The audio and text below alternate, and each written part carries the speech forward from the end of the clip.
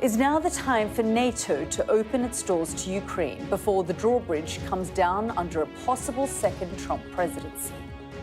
Ukraine is still a country in shock and mourning after an attack on a children's hospital treating its most vulnerable. Among the dead, Dr. Svyrydenko Lukyanchuk, an orphan who dedicated her working life to helping children. Tonight, Sky News analysis reveals the attack was the result of a Russian cruise missile, despite denials from the Kremlin. There's been global outrage, but what about actions and accountability? Tonight, Western leaders, including Sir Keir Starmer, are meeting in Washington. So will NATO speed up plans to grow the alliance? I'll ask Ukraine's Deputy Prime Minister and Matteo Renzi, the former Prime Minister of Italy. Also on the programme, Democrats divided over Joe Biden. Our US correspondent James Matthews catches up with those members of Congress holding private talks about the president's future. I think we would be less endangered of a Trump presidency if we had a different candidate. So what did you agree at the meeting? We're staying with Papa. Plus, we're ready to make history, the message from Gareth Southgate on the eve of their Euro semi-final against the Netherlands. That's all coming up on The World with me, Yalda Hakim.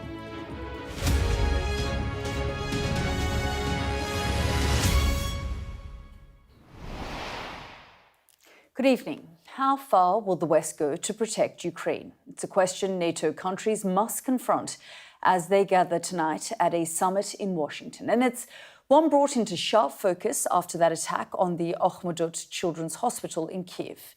There's been outrage over what happened. Ukraine's sickest children are treated there. The health minister says debris fell into heart patients' open chests in the middle of surgery. And we now know one of the victims, 30-year-old Svyrydenko Lukyanchuk. Orphaned as a child, she went on to treat children as a pediatric nephrologist. Kyiv insists a war crime was committed and says these images prove it. They apparently show fragments from a Russian missile found at the site. We'll take a closer look into that in a moment. But what President Volodymyr Zelensky wants now is NATO membership. That, in theory, would provide them with protection. But retaliating against Russia would bring about an escalation no member state has been willing to entertain. All the while, Vladimir Putin watches on. The timing of the hospital attack is no coincidence, nor is this visit by India's Prime Minister, an ally of the West. But Narendra Modi is also a friend to Moscow.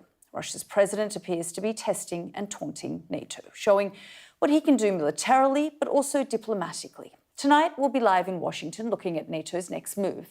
But first, we start in Kyiv on a day of mourning. Here's our security and defence editor, Deborah Haynes. As the clean-up began, the scale of the trauma became clear. This is the doctor who died helping children on dialysis at a hospital in Kyiv during a Russian missile attack. A colleague of Svyrydenko Lukyanchuk, pictured here together, described the horror as she took young patients and their parents to safety following the blast. It's terrifying. It's truly terrifying. And you know you have to hold on because the children are there and their mothers are screaming. They're in constant pain. And now this pain is even worse.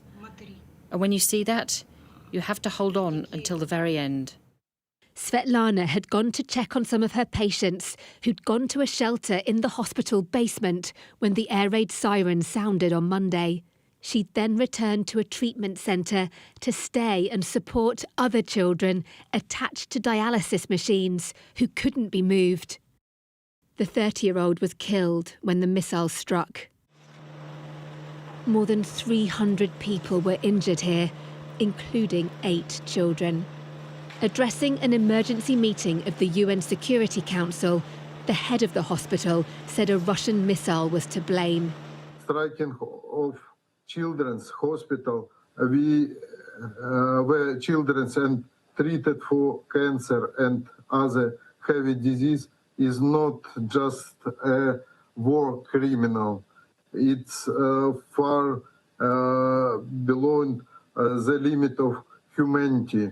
Ukraine also released images it said showed fragments of the Russian weapon that was used. analysis by Sky's Data and Forensics also found the munition resembled a Russian Kh-101 missile. The strike drew condemnation from allies such as the UK and the US. But Russia, which holds the rotating presidency of the Council, accused Ukraine. This was clearly a missile from the Ukrainian air defence. Here you get the magic of verbal gymnastics at the UN Security Council, trying by any means to protect the Kyiv regime.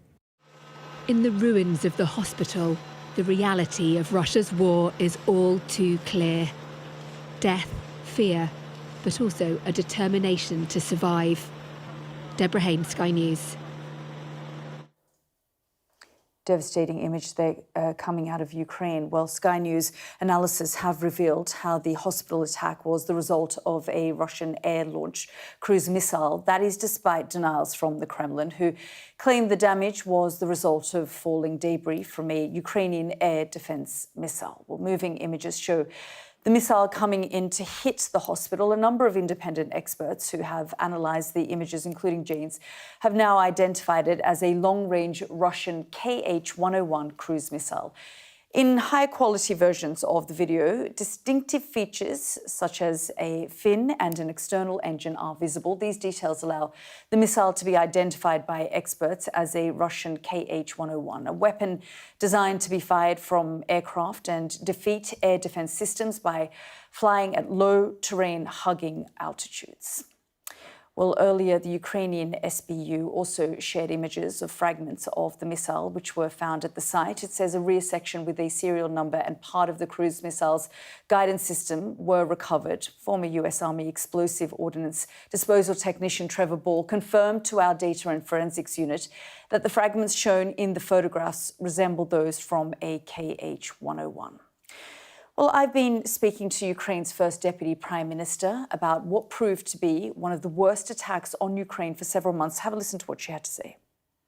I've been to hospital around midnight, and the rescue operation was still ongoing. Actually, rescue operation was finished just today at noon, and what we saw last night was completely heartbreaking. It was impossible to look without tears, as Akhmedit is the largest children's hospital in Ukraine and the only one of its kind in our country. And you can only imagine, just every year the hospital performs about 9,000 surgeries, and it's one of the 3 Ukrainian centers that performs liver transplant for children. So 5 medical facility buildings, including the newest, were damaged, with 1 building collapsing completely. And when you just imagine that during the missiles attacks, it was 600 children in Akhmedit, and fortunately, all of them were in the shelter. It's just terrifying to imagine what could have happened if the children hadn't gone to the shelter. It's also a reminder, isn't it, more than 2 years into this conflict, that this war is everywhere, and despite the air defences that Ukraine has, it can impact people in this way at any time. You're absolutely right. It once again proved to us that we need more anti-missile system. We need more rockets. We need more weaponry to protect ourselves. Are you satisfied with the packages that the West is providing? Because for the longest time, Ukrainian officials have expressed frustration, saying that the delays and sort of the things that are going on in the West with trying to get packages and weaponry to Ukraine means that you feel it in real time. We still need more anti-missile system, because our children are dying, people are dying. So it means that it's not enough, and we need to get support of NATO countries, because Russia is targeting our children, and tomorrow it could be targeting children of other countries. So that's why, of course, we need more.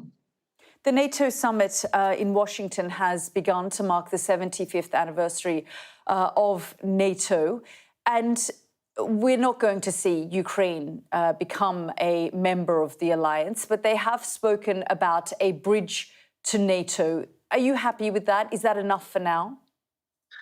I would say that for Ukraine, for Ukrainians, Ukrainian path to NATO is irreversible. We believe that our partners will firmly acknowledge this. And we have delegation led by our president, President Zelensky, and he works on very specific decision to strengthen our defense capability, particularly enhancing air defense. And what we're expecting, we are focusing on very practical results and decisions that will aid our army. I guess what I'm trying to get at here is, while they're talking about a bridge to NATO, within the alliance for now, it could be a bridge to nowhere, frankly, if in 4 months' time Donald Trump comes into power. He has spoken about ending the war in 24 hours. He has talked about the irrelevance of the NATO alliance. He has even threatened to pull out from the alliance, and certainly has indicated that the kind of support that you have been getting from the West, certainly from the United States, may not remain should he come to power. Is that something that worries you? I would say that Ukraine has always valued and continued to value the strong bipartisan support of our country, the United States, and we hope that support will continue, because we are facing the existential war. And the choice of the President of the United States is the choice of the American people. So Ukraine will respect any choice made by Americans. But I think that something is happened in Ukraine is crucial for globally, not for only our country. So that's why we hope for getting continuous support. That was Ukraine's first Deputy Prime Minister speaking to me a little earlier. Well, at the start of the programme, I mentioned that somewhat controversial visit to Russia by the Indian Prime Minister, Narendra Modi, and the timing appeared awkward, including those allies watching on from NATO. But what Vladimir Putin perhaps didn't anticipate was some thinly veiled criticism from his guest. The Indian Prime Minister told President Putin everyone is devastated when innocent children are killed in such circumstances. Have a listen. Your Excellency, be it war, conflict or terror attacks, everyone who believes in humanity is pained when there is loss of lives and when innocent children are killed. To see the deaths of innocent children, then the soul is ravished. And that grief is frightening. And we have spoken about this issue in length. Narendra Modi there. Well, while Ukraine appeals for an acceleration to its entry into NATO, there are concerns about the future of the alliance itself, especially if Donald Trump were to regain the presidency from Joe Biden in the United States.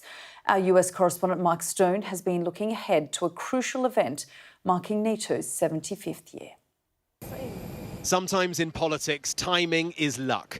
And for the new Prime Minister on week one, it is Washington and 2 days with the leaders of 31 other Western nations. This NATO summit is an opportunity for allies to stand together, to strengthen their resolve, particularly in light of that appalling attack against Russian aggression. I'm pleased to have the early opportunity to affirm and reaffirm Labour's strong support, unshakable support for NATO. And leaving with a landslide majority behind him also makes Keir Starmer among the most stable, comfortable of Western leaders. It's been a while since the UK could carry this political confidence. Secretary General Stoltenberg, when you're ready, it's your pitch. In Washington, the opening moment for this summit hardly reflected the challenges facing NATO. The ballpark and an honorary first pitch. Great pitch! For the outgoing Secretary General. And then to business for Jens Stoltenberg, who's led the alliance for 9 years and through its biggest challenge, Ukraine and Russia. This summit will be a celebration summit, but as you understand, the only way to celebrate the most successful alliance in history is to demonstrate that we are fit for purpose also for the future. Touching down, NATO's two newest members, Sweden and Finland's absorption into the alliance has physically bolstered it, an eastern flank that's now double what it was. The idea is a shared message of unity against Putin. Clearly then, the core of all this is Ukraine and a war dragging on. And while there is a good degree of unity among the alliance, there is no clear strategy for just how Ukraine wins this. And it is compounded by distractions, the elephant in the room, President Biden, the aging host, and just how he'll get through this summit after that disastrous debate. I'm with Joe. I'm with Joe. As I've said before, I'm with Joe. It is hardly ideal that the president should be facing this sort of political pressure in a week like this. Any slip-ups only undermine his chances in November, and the leaders at this summit do not know quite what their alliance would look like under a second Trump presidency. And Mark joins us live now from the summit. Mark, thanks so much for joining us. I mean, an embattled president welcoming his allies there. I guess one thing is clear, that Ukraine is not going to become the 33rd member of the alliance. No, but as always with these summits, language is so important. And as your interview with that senior member of the Ukrainian government spelt out just a moment ago, they're talking about the word irreversible. That is what Ukraine wants to see in the final communique, which we will get on Thursday, an irreversible path to Ukrainian membership of NATO. And I think certainly from sources I've been speaking to yesterday and today, the expectation, although the communique is still being worked on, is that that word will be in there, and that is all important. This bridge for NATO to join, for Ukraine to join NATO, that is very important. I'm painting a picture of this city today. It is a city in absolute lockdown. The downtown area of the city, complete chaos for the traffic, because this is the biggest summit of its kind that Washington has seen for about 3 decades. President Biden, embattled as he is here politically, is the host to 31 other nations. Keir Starmer, a massive trip for him, his first trip. Very unusual for an incoming British Prime Minister to have such a big moment so quickly in his premiership, but he's got it. Timing is everything, and it's luck that has brought him here among the other leaders. Downtown is the Mellon Auditorium, where 75 years ago the NATO alliance was first signed, and that is where tonight the leaders are gathering. We're arriving them. They're arriving one by one for an evening where they will be, they will listen first to President Biden, make a few speeches, and then everything will move over here to a convention centre a little bit further north from the auditorium, where tomorrow the work will begin, where the meetings will begin, and then tomorrow night a state dinner at the White House. President Biden, we were told the other day, is best at his most active during the day. After 8 p.m. usually he doesn't want now to be doing a great deal. Well, tomorrow night he will be, because that state dinner will be one that he is hosting. Yeah, indeed. I mean, so much symbolism there that you talk about.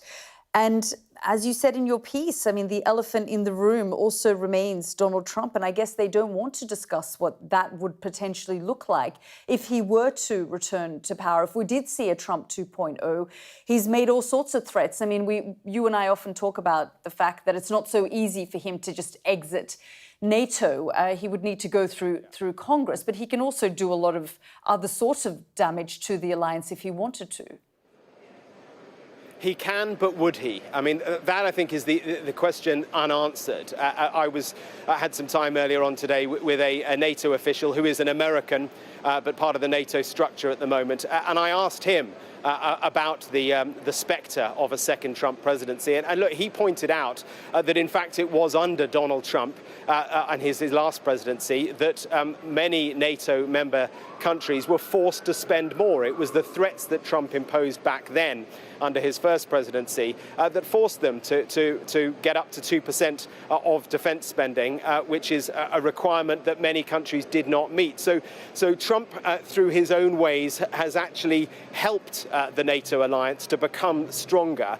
They also point out, officials also point out, that Donald Trump, although he has talked in campaign moments about pulling out of NATO, as you say, he can't without the support of Congress, which almost certainly wouldn't come. And secondly, he has, as he often does, he's meandered, he's backtracked on that. So no one really quite knows what he would do. And I guess those two elephants in the room, Biden's performance and the spectre of Trump, they're linked, because if Biden does not perform well over the next 2 days, then that will increase the chances, possibly, of a second Trump presidency. All sorts of things at stake over the next few days. A really, really important summit this is in Washington.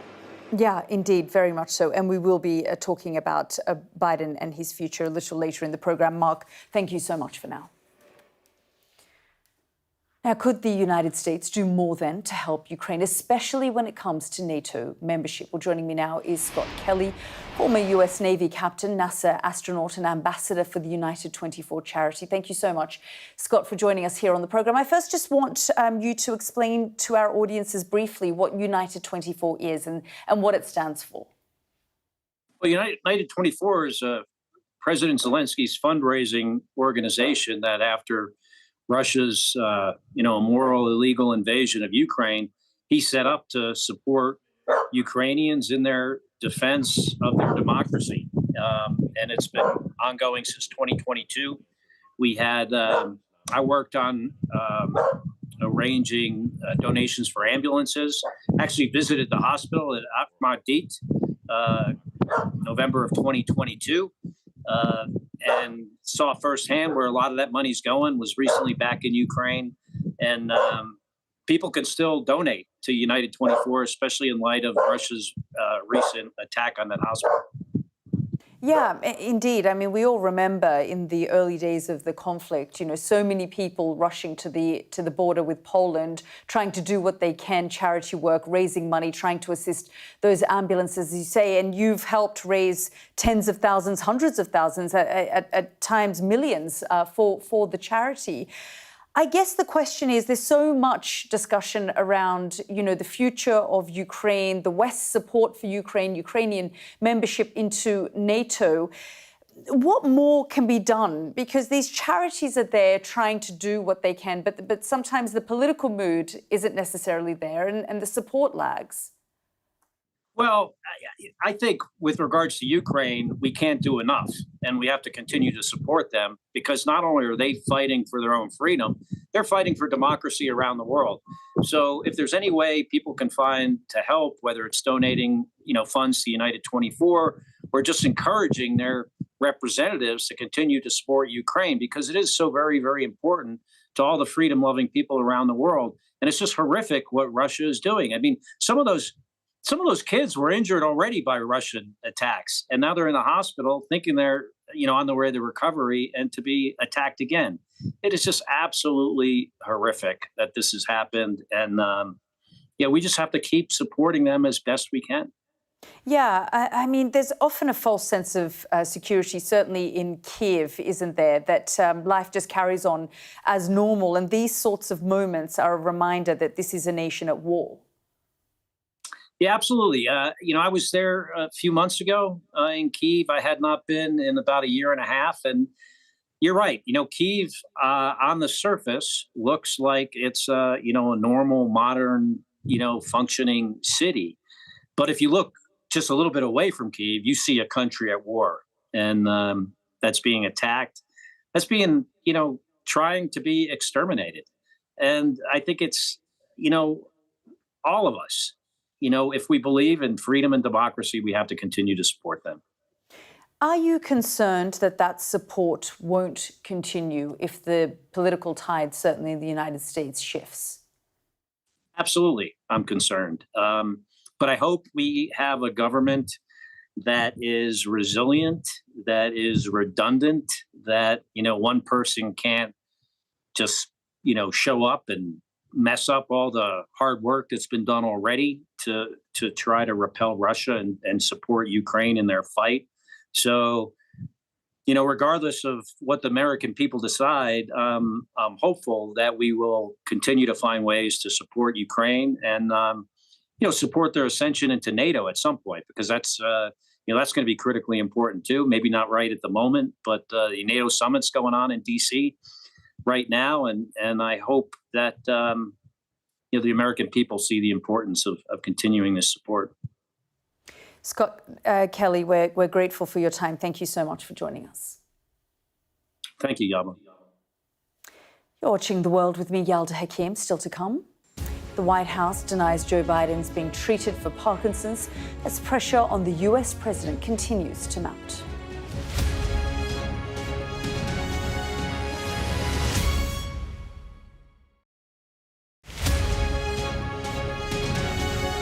So we're very excited at Square Cut, the production company I formed when I left Sky, because we think that America's really going to embrace cricket.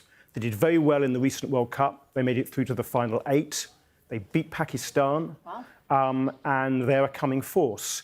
And going on at the moment is a tournament called the MLC, Major League Cricket. It's a league made up of the likes of San Francisco, Washington, Seattle.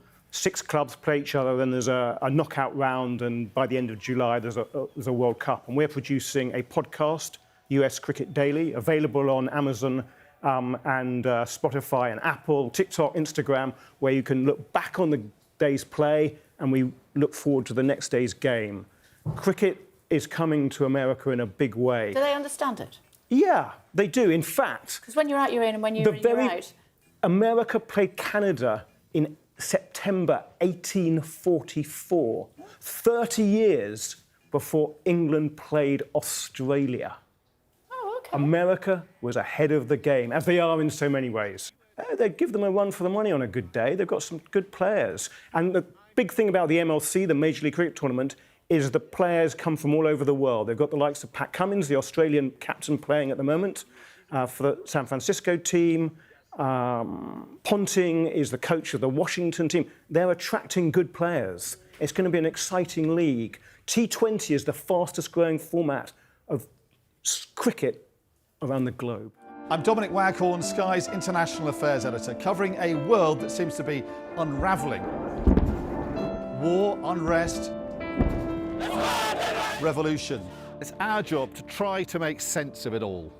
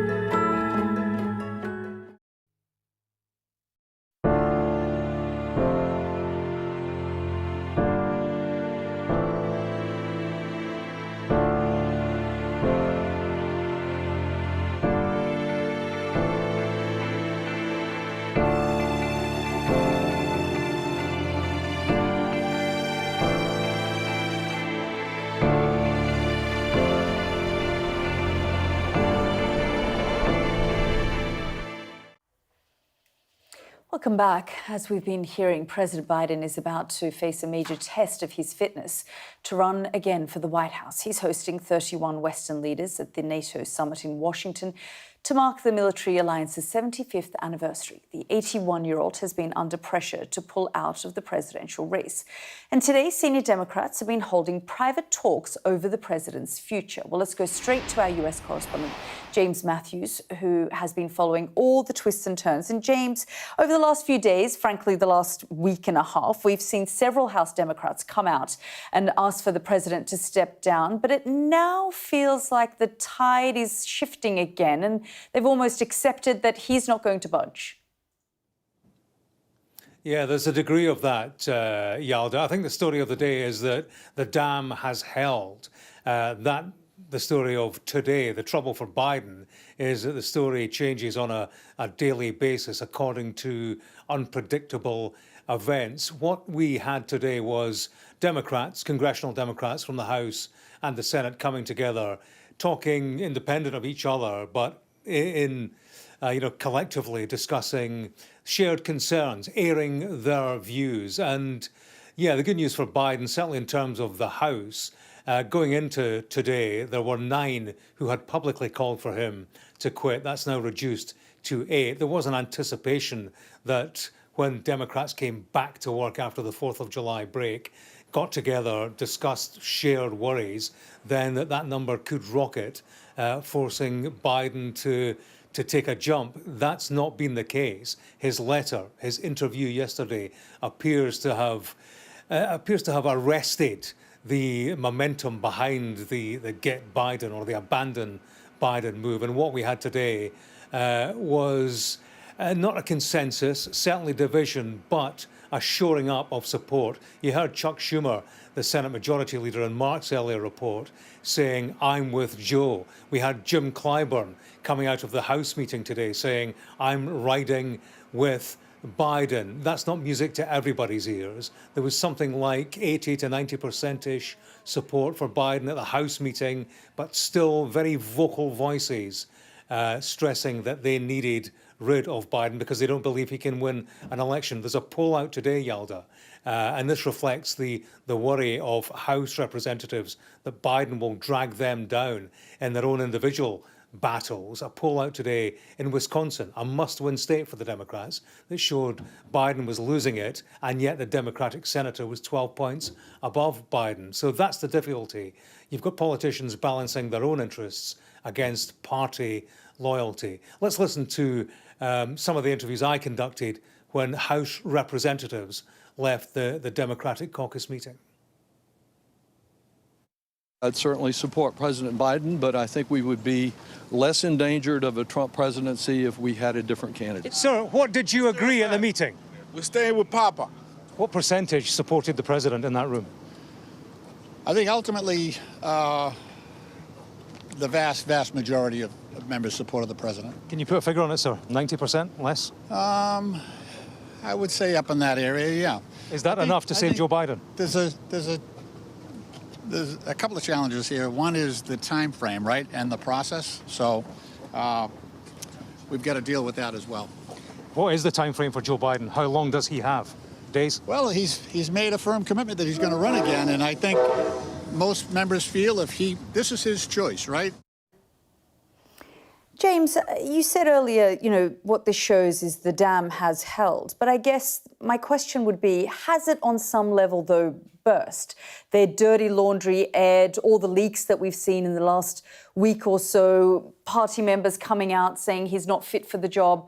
They may be rallying around him now, but America has seen all of this. Well, indeed, and to a large extent, the damage is done, Yalda. Already the narrative is that Joe Biden isn't fit for office. You can have Donald Trump back on the stage tonight pointing to the Democrats at large and saying, well, look, that's the party that thinks our president and their candidate isn't fit for office. You've got the people who've come out publicly, but I can tell you the concerns within Democratic ranks are shared widely. So the party is damaged. Joe Biden is damaged. And it's all about how you manage the damage going forward, how you manage the risk for the Democrat Party. Do you get rid of Joe Biden and, create uncertainty about what comes next? They won't want a messy free-for-all contest come the Democratic convention. So for those who want Biden out, the cleanest exit route would be to secure his agreement. He anoints Kamala Harris moving forward as the presidential candidate, and she inherits the war chest, and they sell her as a viable alternative. That would get rid of something extremely messy come the August convention, which would give any successor very little time to pull together the traction they would need to fight an election campaign. So there are no clean alternatives right now for the Democratic Party. Of course, all eyes are on Joe Biden, not just today, but over the course of the week, just the NATO summit itself, but also on Thursday, a set-piece solo news conference. Joe Biden, he is on shifting sands, and he's only effectively one bad performance away from catastrophe, not just for himself, but potentially for his party at large. Yeah, indeed. James, thank you so much. This is The World with me, Yalda Hakim. Next up, could England really bring football home? The Three Lions prepare for their semi-final race off against the Netherlands tomorrow evening.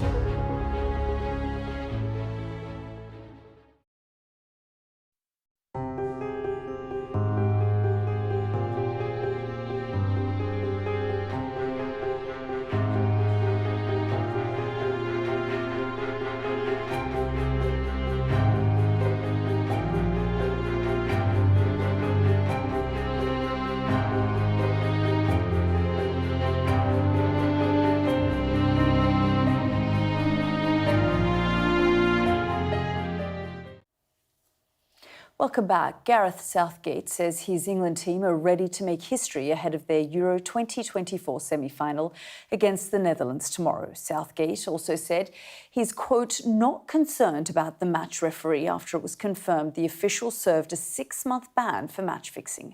Our sports presenter Jackie Beltrao has this report. Both sets of fans are arriving in Dortmund knowing their team are just one game away from the final. There's a lot of orange, and with Holland just 2 hours drive away, it's expected England fans will be outnumbered 4-1. But as the England manager took final questions ahead of his team's third major semi-final in 4 tournaments, he recalled his own happy memories of beating the Dutch at Euro 96. Our fans, whether there are more or less, will make themselves heard, I'm sure, and it will be a brilliant, colourful occasion because, you know, my memories of playing against Holland with the orange in the stadium are really vivid. So, in the end, the players want to play in those sorts of occasions. The full squad trained together and Southgate was giving no clues as to who would start. But after their quarter-finals penalty win, it seems confidence is not an issue. As we've been doing better and getting better in the tournaments, the expectation gets higher, and that's been no different. So, yeah, I think people will use it in different ways. Some will use it as motivation to, you know, up their game and up their level. Some will just block it out and, you know, just focus on what they need to do. England, England, England. Southgate knows that if he can get this team a blend of youth and experience to finally click, to finally put in an all-round performance, he will silence the critics. They will also silence some 80,000 fans in this city and be a step closer to a second consecutive Euros final. Things can only get better. Have you been disappointed so far? I wouldn't say disappointed. We got to the semi-finals, but it can definitely be better, the calibre of players we've got. We've somehow managed to make it for every stage without meaning to, so we've not been playing our best and we've somehow managed to do it. Holland will win. Why are you so confident? England have good players. We have good players. So I'm confident. We will win. With tickets at a premium, many of these fans won't even get into the stadium. But like the millions watching at home, they'll be hoping the team can get the job done anyway at all. Jackie Beltrao, Sky News, Dortmund. Well, let's go straight to our sports correspondent, Rob Harris, who joins us live from Dortmund ahead of the big game. Rob, a lot of excitement there, but let's first of all talk about that Southgate press conference. What were some of the highlights? Well, Gareth Southgate talked about how that his team no longer plays with the fear and trepidation that perhaps they were afflicted by in the past, although they did feel the weight of expectation in the group stage when there were questions over underwhelming performances. But a tournament is about many matches, and in that group stage, it's just about getting the results to carry you through. And while some of the football hasn't been pretty at all from England, they have been grinding out the results, and that's why they are now in the semi-finals, their third semi-final under Gareth Southgate, and perhaps many fans get used to this level of sort of consistency and seeing their team in the last 4, when in the whole history of English men's football before Gareth Southgate, the team had only reached 4 semi-finals. So certainly this is a period of sustained consistency at tournaments. For now, it's about how far can they go? Can they finally win the first trophy for the Three Lions since the 1966 World Cup? And that is the mission as they stand one game from the final. And, you know, Gareth Southgate's trying to shut out all the sort of wider noise and issues that often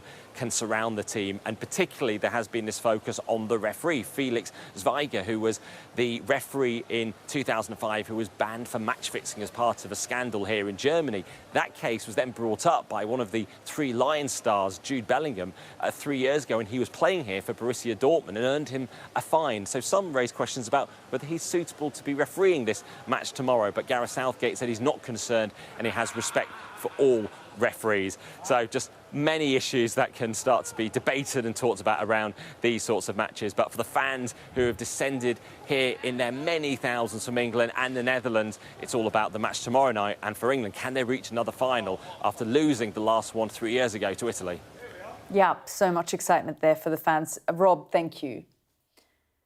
This is The World with me, Yalda Hakim. Next up, I'll be speaking live to former Italian Prime Minister Matteo Renzi about that Russian missile strike in Ukraine and how the West should respond.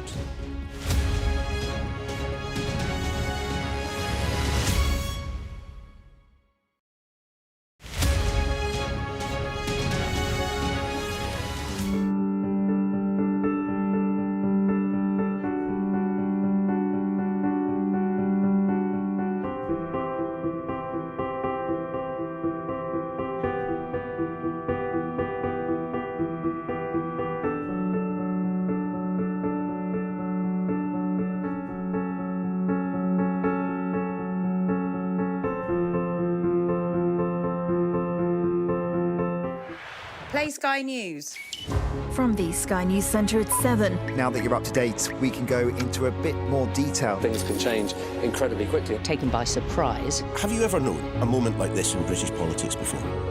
Yes. Cheers. We'll start with breaking news. Let's get the latest on the ground. So, by the end, we'll hopefully all understand what's going on in the world just that little better.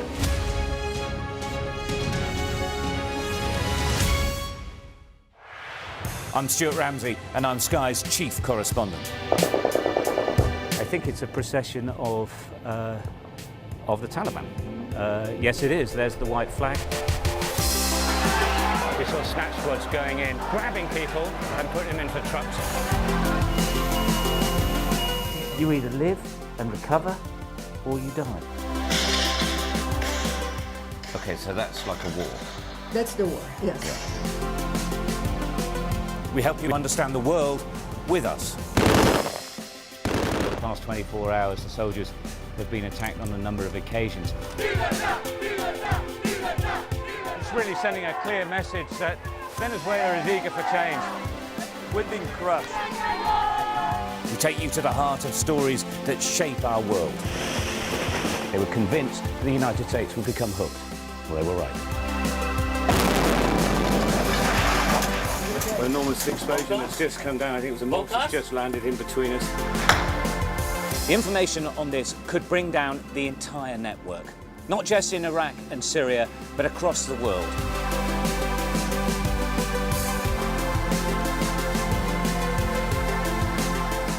It's not out of control, but they've withdrawn. It's so hot.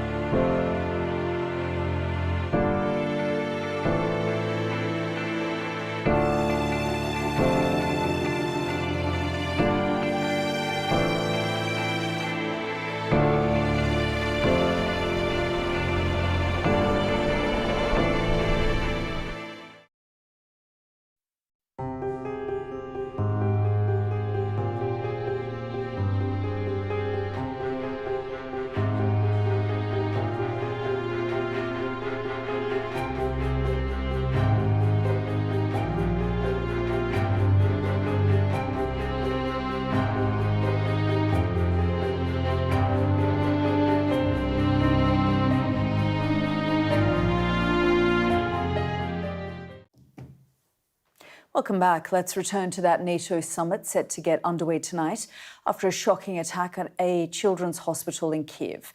A missile strike there was part of a wider assault on the country that's killed at least 41 people yesterday. So how should Western allies respond to Vladimir Putin's actions? Well, joining me now is the former Prime Minister of Italy, Matteo Renzi. Prime Minister, thank you so much for joining us here on the programme. There are so many things that we'd like to talk to you about. I mean, we've certainly covered the NATO summit tonight, the embattled President Biden, and of course, Russia and Ukraine, which is where I'd like to begin this interview. We are seeing these brazen attacks across Ukraine, and this time on a children's hospital.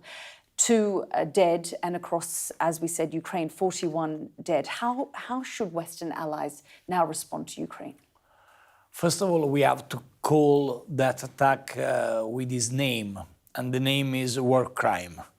Because, of course, every type of attack in war is a problem for evident reasons, but when you attack an hospital, and a pediatric hospital with kids who suffer from cancer, that is out of every type of imagination. So the first thing is call this attack with its name. The name is war crime, and we have to react about this point.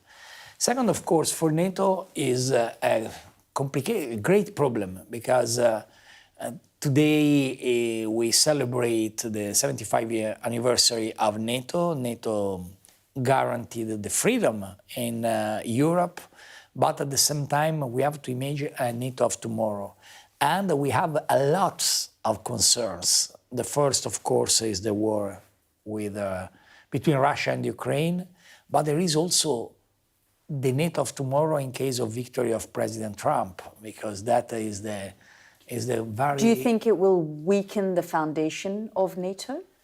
I think is clear. In case of victory of President Trump, everything will change, because President Trump was clear in that. He gave a message to the people who doesn't invest 2% of GDP expenditure, 2% of GDP investment in military policies. So I think today is time to check the situation, to try to give an answer about the situation in Ukraine, but also to reimagine and rebuild. Do you think, though, if we flip that and look at what Donald Trump was requesting for defence spending to increase, it actually put NATO in a stronger position, because countries like Germany, for example, suddenly started to increase their defence spending? I'm a dreamer, and my dream is create an European army. General de Gaulle and the founders of Europe discussed about that without a common solution. But as dreamer, I believe in the United States of Europe. I believe in the European Commission with direct election of president, and I believe in an European army. For the moment, we have a new strategy of investment in defense. For example, Germany. Germany is in a very complicated time. Germany changed everything. Germany changed their relation with energy with Russia. They changed their relation with export with China, and they have to change a relation with defense with USA. But you know, these sanctions haven't really impacted Russia. Yes and not. Yes, of course, because everything has changed. Russia now is out of the Western community, but at the same time, Russia created a special relation with China, with India. Please don't forget, today, Prime Minister Modi visited Moscow, and they decided to look at East. So we have... Viktor Orban also went to see Vladimir Putin and Xi Jinping. And Viktor Orban visited President Putin and President Xi Jinping exactly in the days after he became president for 6 months of European institution. You know, there is this system of rotation. I was president of European institution in the second semester of 2014. Today, in the rotation is time of Hungary. And the first decision of President Orban, of Prime Minister Orban, was first visiting Kiev, but the day after visiting Moscow, and the new visit in Beijing. So I think we live in a very dark times with a lot of new challenges for the global world. And the world order is shifting, do you think? I believe we need a new global order, but the real problem in this time, in my view, is we need a very strong leadership of the United States of America. Do you think that President Biden should continue? I love President Biden. I worked with him when he was vice president, but frankly speaking, I think it's time for him to leave, because he was a good president, he was a good vice president, he worked with an unbelievable and gorgeous service to the nation from 1972. Now his personal situation calls a change. The real question is if Democrats will be able in the next 4 weeks, from today to 5 weeks, to the Chicago's convention, to be able to find a new name. And my humble opinion, I am a former Prime Minister, I'm out of the most important position around the world, so I speak as a former, not as a member of the international community of politicians. I think the only way to save the possibility to win against Trump is a name out of the box. If you will choose a man or a woman, thinking about Vice President Kamala Harris or other similar, if you choose someone who comes from politics, probably Democrats will be not able. So you think against... an outside name would be better? Absolutely, to take on? because it's possible. Because you have a situation, an emergency situation, and that is a problem, of course, but it's also a great opportunity. Because if there is the unity about a name, probably that could be also a surprise as a fact against Trump. So for the moment today, if the United States will vote tomorrow morning, in my view, Donald Trump will win for sure. Democrats have to change. We have about 2 minutes left, Prime Minister, but if Donald Trump were to return to power, he says he can resolve the issue between Ukraine and Russia in 24 hours. Do you think the West should be speaking to Russia? I mean, you yourself were in a controversial position when you visited Vladimir Putin in 2015 after the annexation of Crimea. 2016. And I think, yes, there are a great opportunity from today to November, because if President Trump will win, for sure, he will solve the question about Russia and Ukraine. We tried, when I was Prime Minister, to solve the solution with diplomatic way. The idea was copy what happened after World War II in Italy, between Italy and Austria in the north side of Italy called Alto Adige, South Tyrol, when we found our Italian leaders and the Austrian leaders found a very good solution with respect of integrity but respect of autonomy. And we try to work in this direction. Now, after the criminal invasion is impossible. But I think, yes, if there are the possibility to create a good solution before Trump will arrive, yes, but if Russia attacked a pediatric hospital with the kids with the cancer, of course, that is crime, war crime, and not other. Prime Minister, we're really grateful that you've joined us here on the programme. Thank you so much. Thank you. Thank you. Well, that's all for tonight's programme. That was Matteo Renzi, the former Prime Minister of Italy, ending our programme this evening. The news at 10 is next, and they will be going live to the NATO summit in Washington. A first for Sir Keir Starmer as Prime Minister. We're back again tomorrow at 9 p.m. Good night.